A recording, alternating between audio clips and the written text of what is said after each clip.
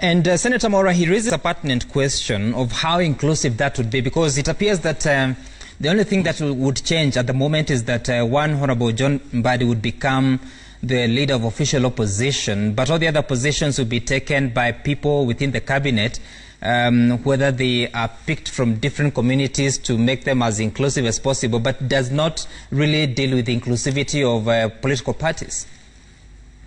Sam, I think there is an issue about, there are actually two issues. First is the issue of a president who appoints the prime minister and the deputy prime ministers and can actually sack them. Mm-hmm. I think personally that is giving too much power to a president. I think that is a Tanzanian model. Let the prime minister and the two deputies, let them be actually facing only vote of no confidence in parliament. Mm-hmm. Number two, it is also not true to say that you can only have people from maybe one side of the ethnic question, because DP was giving the example of Kimunya, Mwaura, it sounds like it is Mount Kenya region, that kind of thing.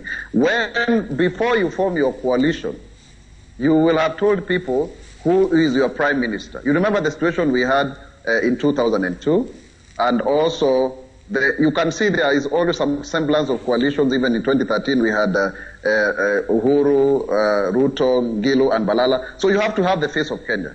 Mm-hmm. However, it's very difficult for you to have it in the constitution by saying the five must come from different ethnic communities.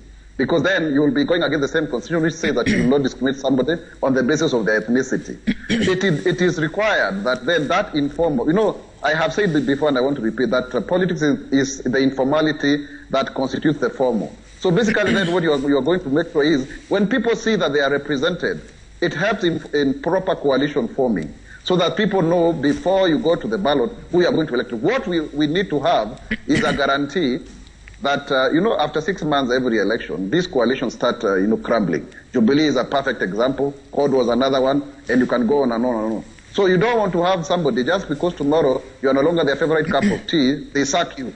I think that is not acceptable. So we need to tie it up, if at all. Otherwise, currently, all of the powers are with the president.